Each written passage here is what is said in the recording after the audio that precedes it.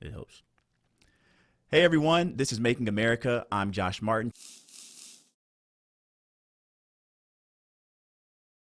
Today we have guest Ryann Richardson with us to talk about representation. We all know it's important. It's a way to demonstrate what's possible to those who face the most obstacles in achieving those possibilities, but it's also used to discredit those obstacles.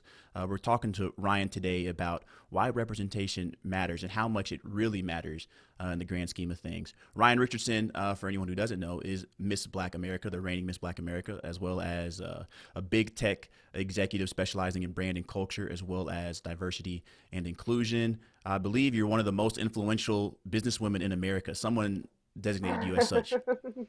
I was one of the most influential Black executives in corporate America in 2018. Apparently, I'm not influential any longer. It was just that one year. Just that one year. I like that. I'm sure your influence has grown. Excited to talk a little bit more about your background, specifically. I mean, really everything. I can't say specifically. So why don't we start at your role as reigning Miss Black America, maybe the history of the organization, why it exists, especially in the context of representation. Yeah, Miss Black America, I'm actually the 50th anniversary title holder, was founded in 1968. Its first queen reigned for 1969, and it was established initially as a protest. Really, I always said that Miss Black America is far more protest than it is pageant, because leading up to the founding of Miss Black America, there were two big pageants in America, Miss America and Miss USA, and neither had ever had a Black woman as a contestant, let alone as the winner. And Miss America, for years prior to that, actually had an explicit rule that said contestants had to be white and of the Christian faith. So Miss Black America was founded as an act of protest, not just against these two pageants and their exclusion of Black women from the biggest stage in America for women in general at that Mm-hmm. point, but a protest of a greater American culture that demeaned and degraded Black women, if not just erasing them entirely from conversations about womanhood and beauty and idealism and what it meant to be the American woman.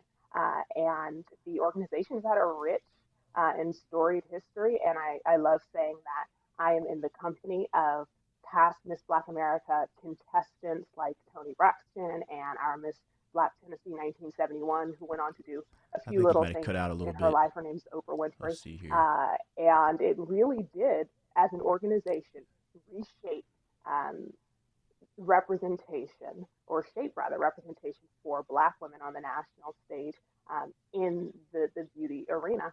It did not exist before, and if not for the legacy of the Miss Black America organization, we wouldn't see Black Miss Americas, Black Miss USAs, and likely not Black women on the covers of magazines, Black supermodels, and so on and so forth.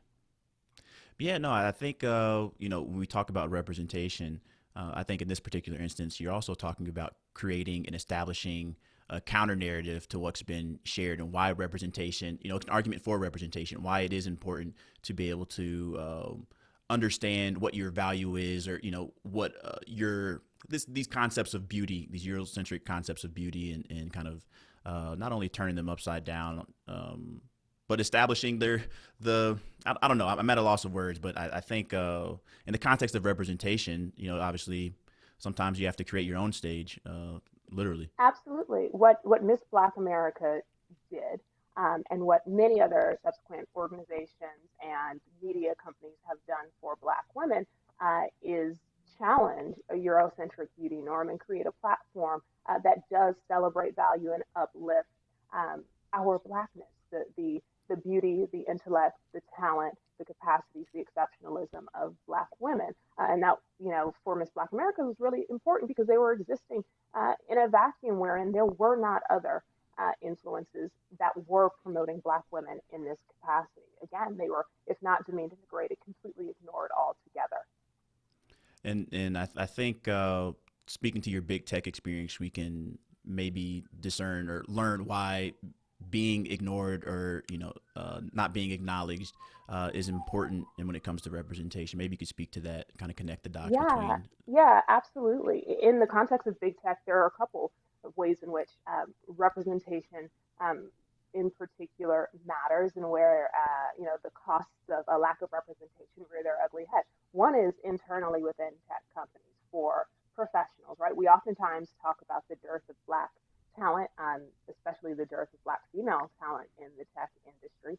And what that results in is women, Black people, and frankly, any marginalized people of color within the tech industry not seeing peers that look like them, not seeing, perhaps more importantly, leaders that look like them, and not seeing necessarily a path to climbing a ladder or escalation within their elevation rather within their career in the tech space. Furthermore, what it creates is a sense of isolation Mhm. for the very few, right, who learn to be the only in a room constantly, and it creates cultural challenges within those organizations.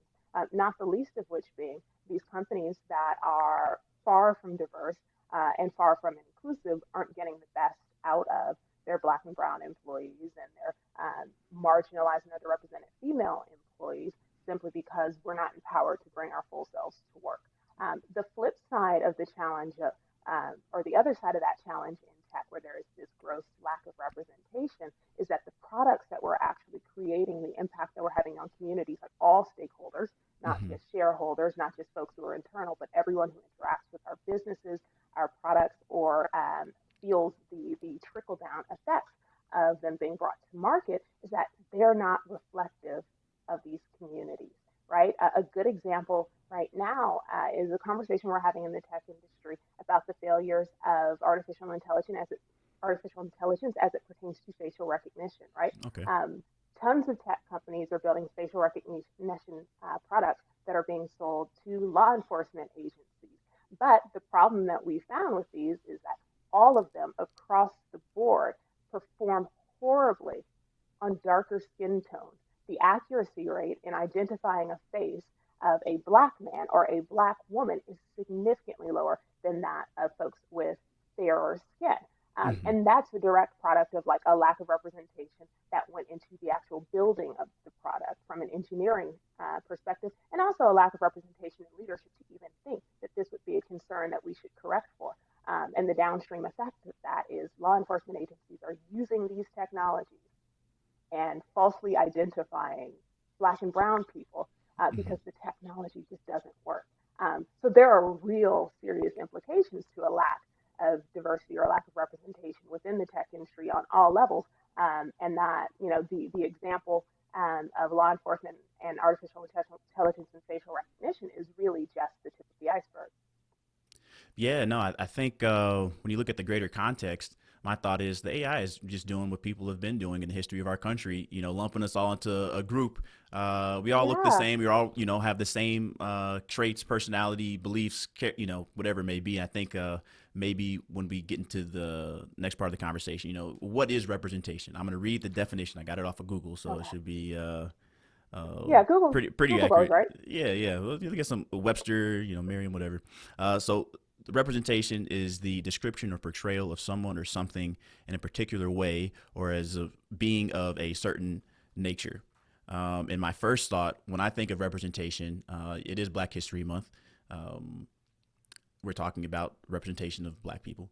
And just in case anyone didn't pick up on that, uh, you automatically think of pop culture, Hollywood, Mm-hmm. TV, what roles were acceptable for blacks to be portrayed in as the help Mm-hmm. or as I mean really just as the help. Or That's it. criminals or gangster, whatever thug, all these Yep. coded, loaded words. Um, that's an instance where representation is important, but Mm-hmm. also for the flip side, right? How representation is so influential and the negative impacts these particular stereotypes can have on our community, not only in kind of the belief of what's possible or what you Mm-hmm. think is attainable or achievable in our society, but also in terms of your self value. Yep. If you feel that everyone thinks of you as less uh, than others or as an other, where does that leave Mm-hmm. you mentally or psychologically? Yeah. How does that affect your self image, right? Hmm. Yeah, you bring up a great point, and I think it speaks to the fact that we do need to challenge the saying, hashtag representation matters. Always challenge a hashtag. They rarely can communicate the nuance of any concept, and Hmm. that one is certainly fits the bill. Yes, representation matters for better or worse in that the sheer optics of representation, the ability to see Hmm. something, does have an influence on how we understand things, especially things that are foreign to us, and even how we understand ourselves and our potential. But I think we are more accurate when talking about representation, at least in the kind of more positive colloquial light that we do now when we say representation matters, if we say representation matters as a means to an end, Hmm. not as the end itself. Hmm. Representation is simply getting us into the room, getting us at the table, getting us on the screen. But what really matters is what we do with that, what the net impact of that influence or that proximity to power or that power and access itself Hmm. yields for people of color, yields for Black people, yields for Black women. And we can talk about a million examples of that, from on screen in Hollywood and in media and entertainment generally. Does representation matter if Black people are only ever seen as the helping thugs, right?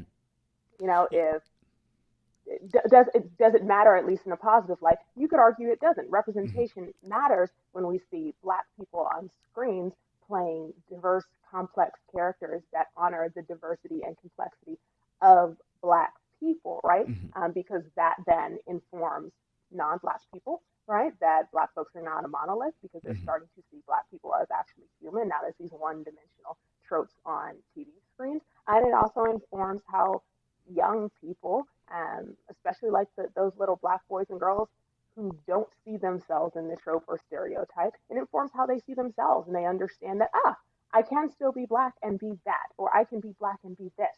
And I think historically we have certainly done ourselves a disservice by celebrating representation as the end all and be all, as the end itself. Yeah, I like to add to that because the representation, what you do with it, is important. But I think understanding why there was a lack of representation in the first place and the Yeah, obstacles that are faced by Black and Brown people to be seen or portrayed in these roles, whether it's in Hollywood or in boardrooms, why those obstacles existed in the first place. And I think um, we can absolutely celebrate having a Black woman as a vice president, a woman as a vice president, an Asian American woman as a vice president. Um, but I think that's it's not enough to be in the position. To your point, it's not enough just to be seen or to be visible.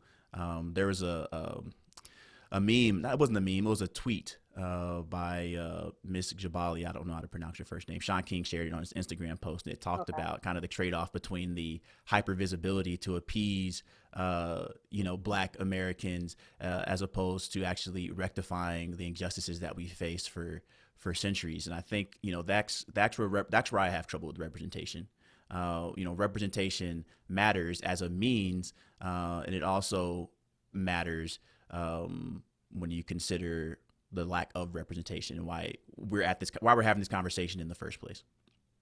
Yeah, and I think the feedback that I give in saying, representation, we shouldn't celebrate representation for representation's sake as an end is not an indictment on Black people for being excited about representation, right? Absolutely. We are in positions that we are because, or have been historically because of state-sanctioned legal segregation and racial discrimination for generations.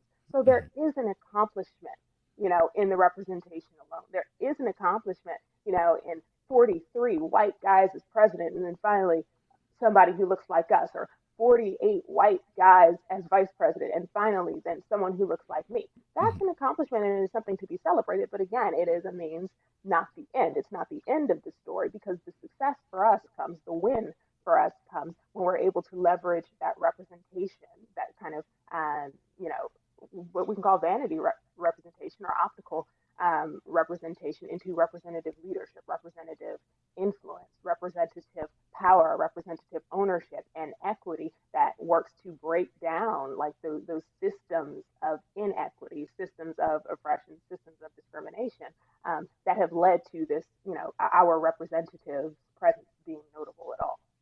Yeah, most definitely. I think I couldn't have said it any better than that. I want to get back to the conversation about representation in Miss Black America, specifically the Yeah. idea about creating our own stages, our own platforms, and exploring like what roles do we as Black Americans play in achieving representation, and what roles do the majority of America, does all of America, like we could say white America, um, play in representation? Because I think that's something that uh, especially over the past year, you see how important allyship is. The reality is, Hmm. Black Americans are a minority.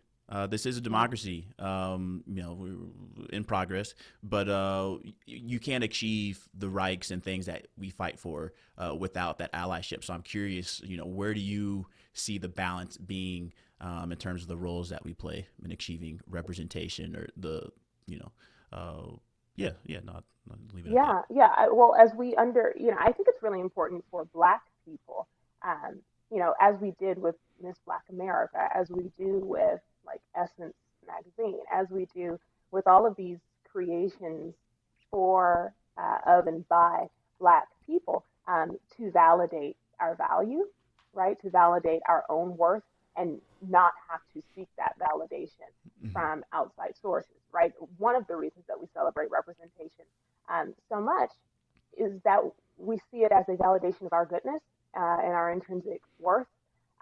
You know, it was one of my frustrations as Miss, or has been one of my frustrations as Miss Black America. And all of us, who have competed in this organization or have won the Miss Black America title can recognize um, that there is a seeming difference even within our own community of how Miss Black America is received and how a Black Miss America is received. The fundamental belief seems to be that if, frankly, white people have validated this Black woman as enough, then she's more valuable than this Black woman that we as Black America Mm-hmm. have crowned and validated as our representative. So that's point one, and then kind of in a greater conversation about the role that the rest of America plays in representation. I think the single most important message that I would communicate on that front is that it is not enough, right, to have one of us in a seat at the table. It's not enough to have one of us in a room.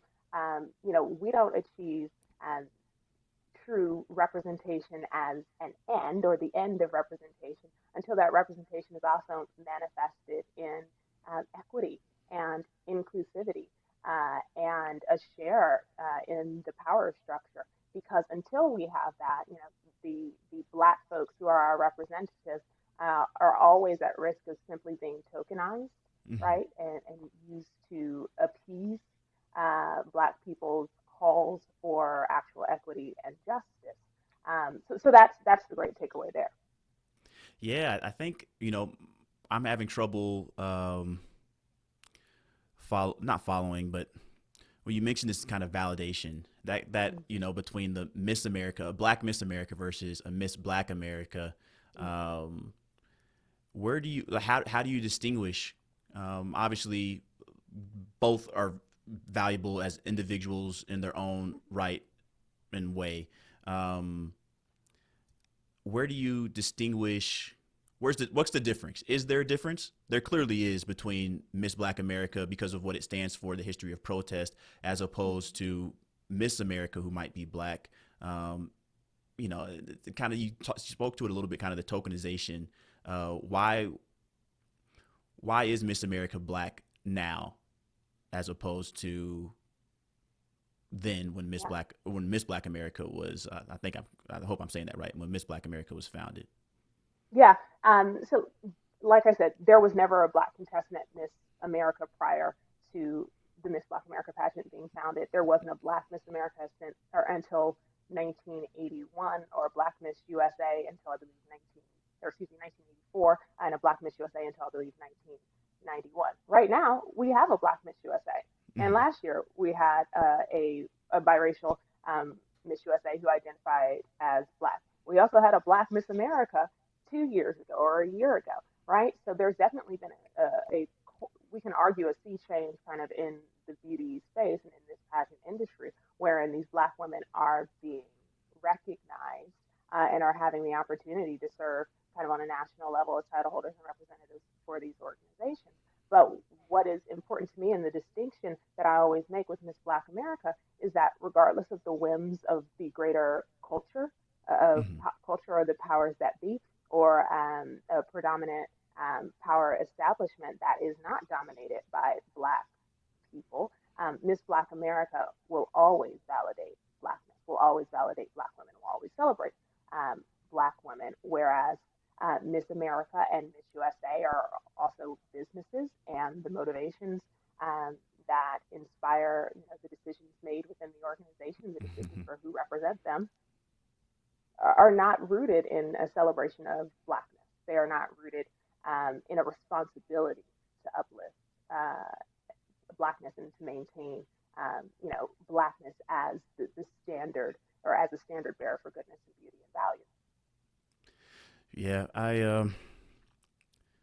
I want to get to the next question, and try to tie a link between your experience in Miss Black America to you mentioned the word inclusivity, and Mm-hmm. I would love for you to define what inclusivity means to you, because I think sometimes it's used interchangeably. You spoke to the power structures, Yeah. and I really appreciate the fact that at the end of the day, it's about power and influence. Mm-hmm. Are we Do we have representation simply because it's been bestowed upon us, not because we've actually been deemed as valuable to the success of a society or a corporation?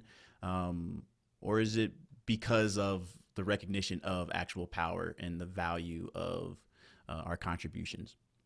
Yeah, there's a great saying about diversity and inclusion that I think is really smart and simple in the way that draws the distinction, and it's that diversity is uh, being allowed to attend the party, while inclusion is being asked to dance Hmm. once you're Okay. there, right? Um, we see, yeah, at this point, right, in a country with rapidly shifting demographics. We talk about kind of the blackening and browning of America, and the fact that by 2030 or 2050, rather, we will not have an ethnic majority in the country any longer. Diversity is pretty much required, right?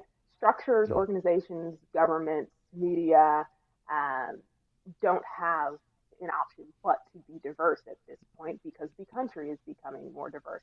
You hire Hmm. people, if you elect officials, if you have actors and actresses on screen, you're going to need to have some black folks there, right? And Hmm. some brown folks there.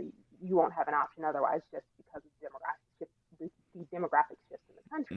Hmm. Um, but what inclusion means is once they are in these structures, in our government entities, in our companies, um, on our screens, that they are allowed the latitude, or empowered rather, um, to do work that fundamentally shifts people's understanding.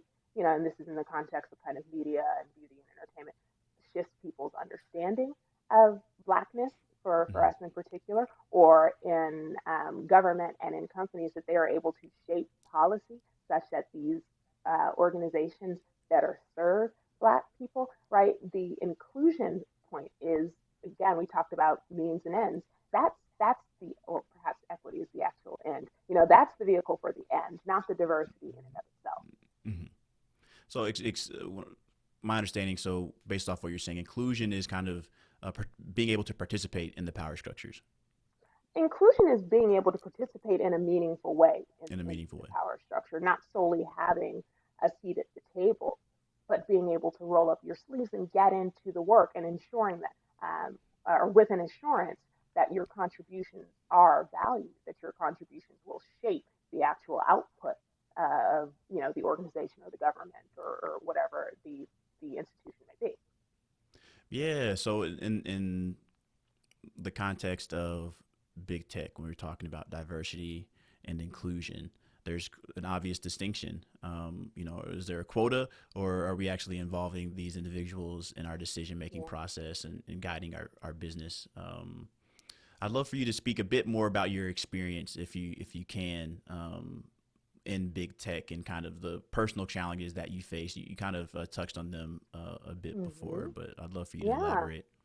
Yeah, I spoke, earlier to kind of this concept of isolation and this experience of, always being the only or one of Hmm. two in any given space, and how that creates truly just like a disempowering environment in which a black employee or a black female employee um, is expected to perform and contribute. Um, I I spent a lot of time in tech. I still work in the tech space. I run a startup now, but I spent years at a big tech company that is now a public company that everybody knows and uses and has the app likely downloaded on their device. And if you Google me, you'll quickly figure out what company I'm talking about. Hmm. But I'm not sure if I'm still under an NDA, so I won't name drop them.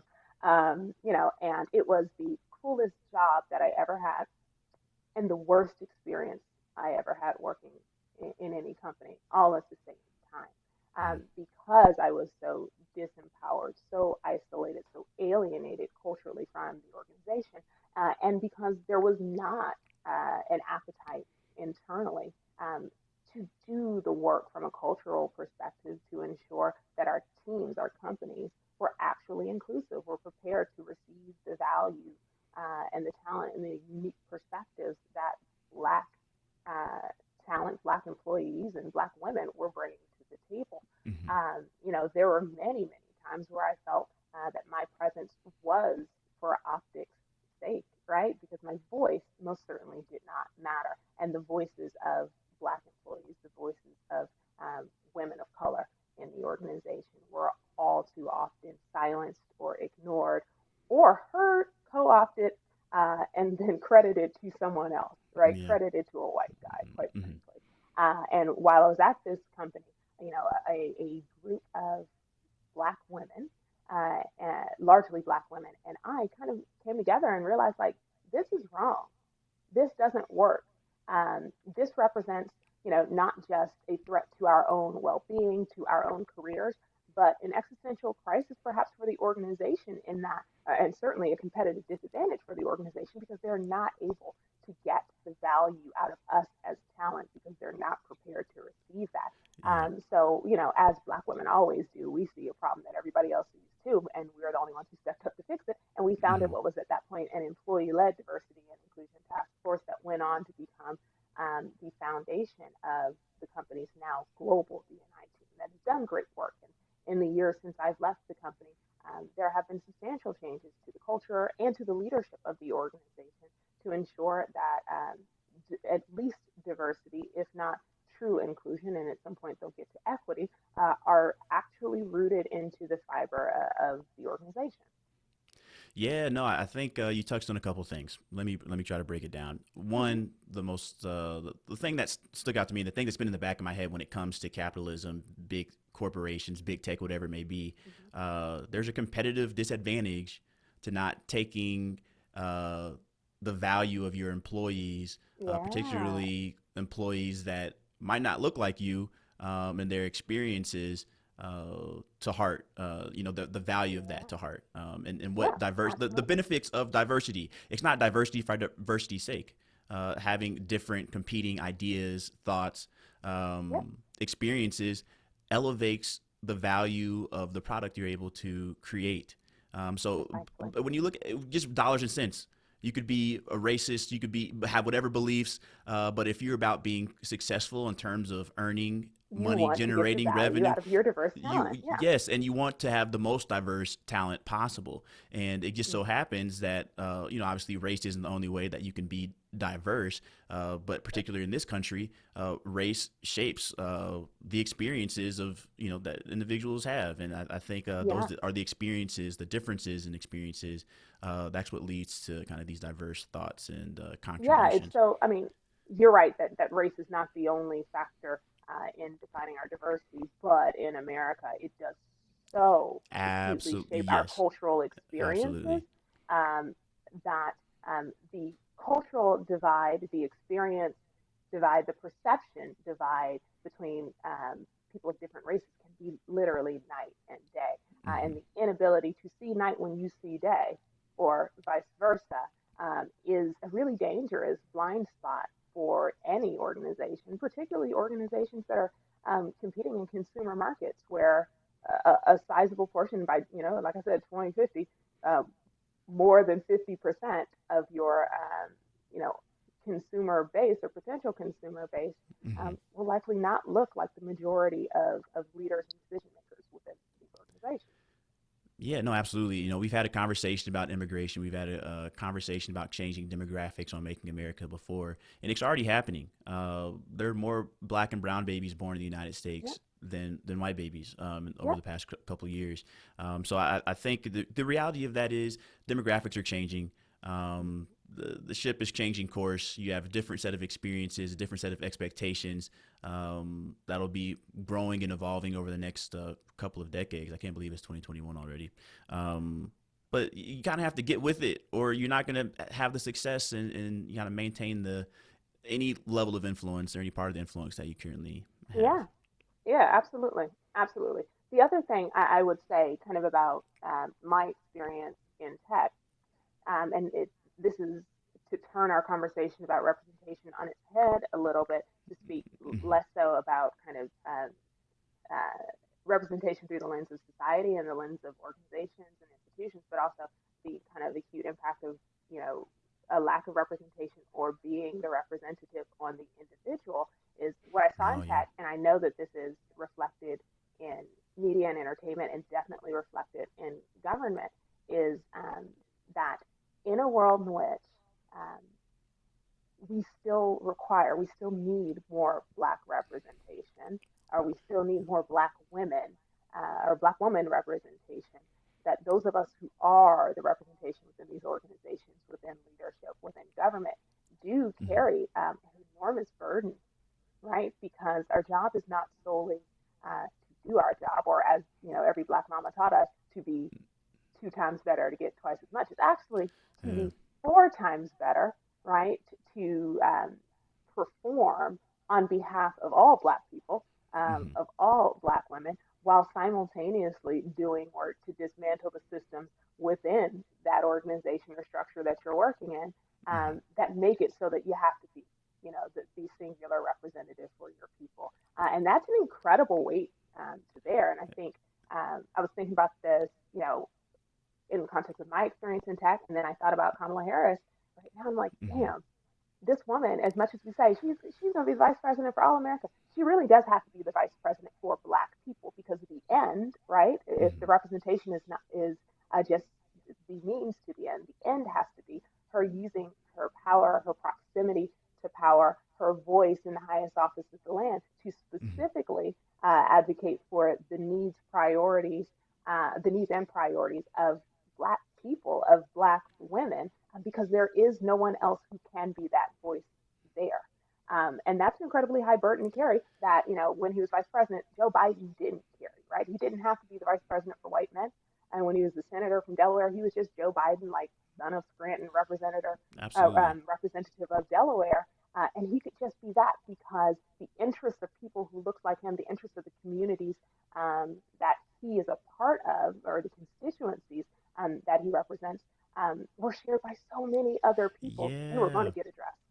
Yeah, no, that I think it's a tremendous burden and a tremendous amount of pressure and responsibility by Vice President Harris. I think connecting it back to this idea that fighting against the belief that black people are a monolith. I'd be curious your take on how much that plays a role. It's like, well, Kamala Harris is one person, or Kamala Harris, excuse Yeah, me. I know, yeah, it's just one yeah. person. She's one black woman, one Asian woman in this role, and her job and responsibility is to speak on behalf of all black women. How It is an impossible task. it's an impossible task. It's almost like you're set up for failure.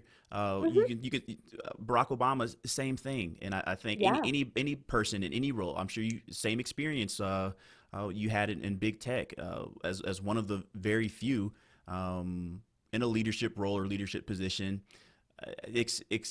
It's very difficult to wrap your head around not only the burden and responsibility, but the task at hand, and to go at it in a way that, oh, can I even be successful? it is impossible for a singular figure to effectively represent all of Black America, right? Mm-hmm. Like I joke about it. People say, oh, you're Miss Black America, so you're the representative of all, you're the voice of all Black Americans. Absolutely not. I can't be. Hmm. All I can do and aspire to be is a voice for Black America and try to honor our diversity as best I can.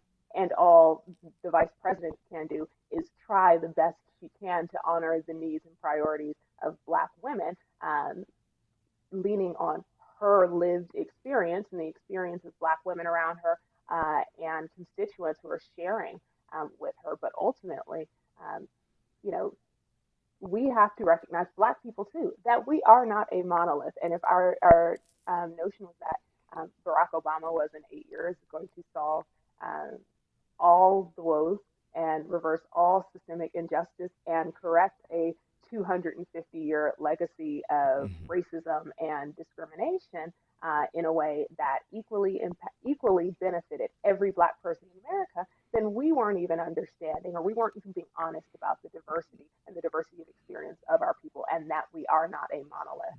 Um, and that what we asked for was an impossible task, was an For sure. impossible feat, rather. It works both ways. Mm-hmm. Not only, when you look at the power structures and those who hold power and those who don't, but particularly for those who don't, I think it's important to understand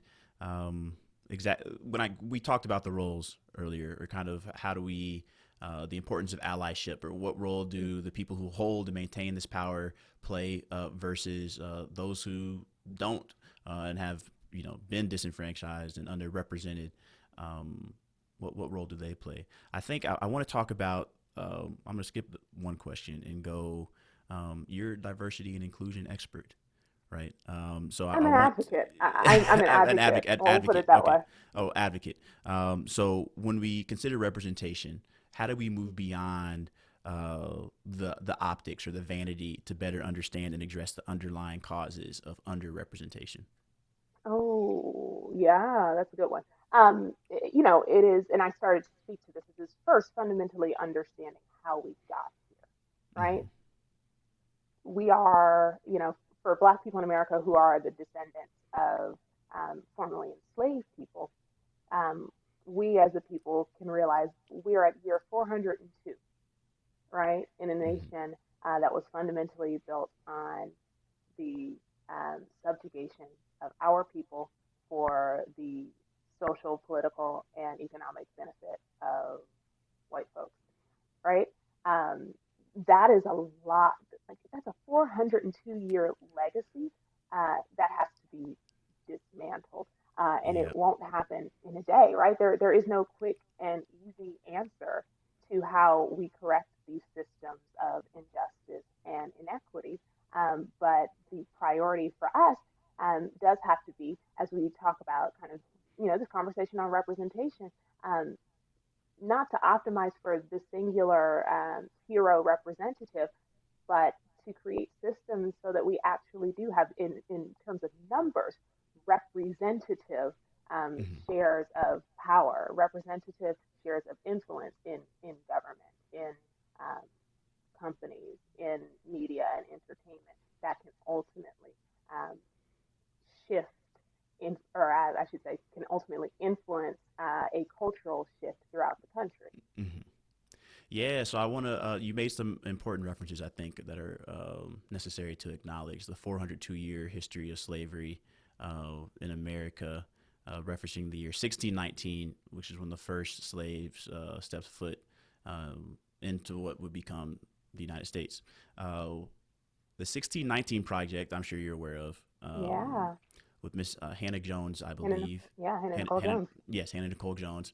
Uh, I was listening to the podcast maybe a couple weeks ago, and this is a incredible fact that I think when you look at the subjugation of Black people over the last few centuries in our country, why it doesn't make sense, but no, actually, no, why it does make sense. Because there was one point in the history of our country where the value of the business of the slave trade exceeded all of the combined Mm. values of railroads and corporations in the entire Yep, country. You're yep, literally the economy of the United yeah, States. yeah. Um, that was mind boggling. And, you don't think about it, but it makes sense when you You think don't? how. I do. Well, I I mean, lay awake at night I thinking about no, stuff no, like this. I understand. It's not something that crossed my mind at the time to even consider. Obviously, it was a huge part of the economy. I didn't realize it was a majority of the economy in that way, where it exceeded all other businesses. When And you look that's at it, solely just if I'm not mistaken, that is the direct economic value driven from slavery, like production of crops, products, whatever, driven by slavery. Not even all the ancillary um, sub economies and mm-hmm. industries that were born out of slavery, The like manufacturing, huge finance, yeah. insurance, Okay, you insurance, know, the absolutely, yep. insurance and banking, right, that thrived because they were able to. Anyway, we can go down that road forever and talk about all of the evils of Yeah, capitalism I that were just want born to out speak of to that slavery. reference. Great journalism series, New York Yeah, Times, yeah, I highly Hannah Nicole recommend it to Jones. anybody Yeah, it who was did incredible. not read it. I actually haven't listened to the podcast. I just was, addicted to it all through 2019, reading everything. Yeah, actually, I went to when Ta-Nehisi Coates dropped his novel a couple years Hmm. ago. Um, Hannah Nicole Jones was at the King's Theater in Brooklyn. And they had a sit Oh, down talk when he dropped it. I remember I took my sister there and we both got copies no, of I'm mad I his missed that. novel. Yeah, no, it was cool. It was a really cool conversation. That's when I first learned about the project. And, a lot of people don't want you to know your history. And, I was appreciative Oh, to, yeah, you you have to do a whole nother episode about the people who don't want anyone to know our history. You yeah, know, and there's a black history benefit. or real white history. Yeah, exactly. Yes, I think we're. I don't want to hold you forever. I really appreciate your time. I think just in conclusion, you said it best. Representation is a means to an end. It's not the end. And I'd add to that. It's really I see it as a measurable. It's great to be able to recognize the success and the gains that we've had in increased representation in our society. But at the end of the day, if the obstacles that we face to achieve that representation or that are in place to prevent us from achieving that representation, understanding why they're in place and the fact that they've been put in place. It's not something that just happened. And being able to dismantle those structures, that's the end goal. Yeah, That's when we talk about inclusion and even the value of diversity, just from a practical standpoint, it just makes sense.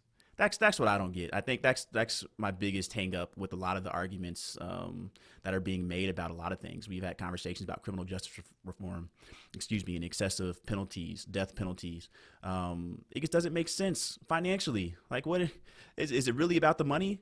Because it doesn't seem, when you look at the facts, it doesn't. It's not about the money. It's about something else. And still, I have my thoughts. I won't share them here right now. But do you have any final thoughts, Ryann? While we have you, I have plenty of final thoughts, but here's what I will say, and this is something I don't. I'm not sure we dove into this, but it is a good takeaway.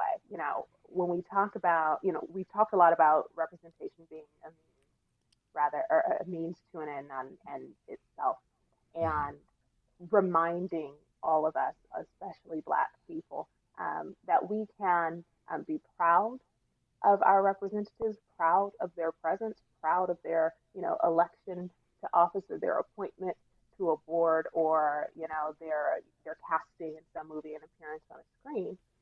But we can't consider that the win, right? We can't Mm-hmm. celebrate that and walk away. The reason for that is because if we celebrate the representation for representation's sake, the optics, and consider that the win, throw our hands up and say our job is done here, we leave room for folks who are bad actors who will use representation, will use that optics, the optical representation as a justification to shut down any further conversation on actual justice or Mm-hmm. equity. That's where we have the folks who say, we had a black president. There's no Or racism in post racial, America. yeah. This is the vice president is a woman of color. We're in a post-racial We've America, done it. right? Every And they job will accomplished. weaponize. Yeah. If we don't keep our eyes trained on what the goal is, what the real win is here, and that is equity, that is justice, Mm-hmm. then representation can be weaponized against Black people. Absolutely. Ryann Richardson, everyone, thank you so much for your time. Where can we find you? I know you have your social media accounts and. Yeah. find me on Instagram at the Ryan Richardson, Ryann, and Hmm. on Twitter at the Rye Richardson, because apparently that was too many characters for a Twitter handle. Yeah, Twitter has a weird thing about the amount of characters in your handle. Yeah, Um, yeah, it's a thing. yeah, but thank you so much, everyone. This is Ryan Richardson, the Thanks. reigning Miss Black America, uh, big tech executive, one of the most powerful, influential Black women in business today, and diversity and inclusion advocate. Thank you so much for your time, Ryan.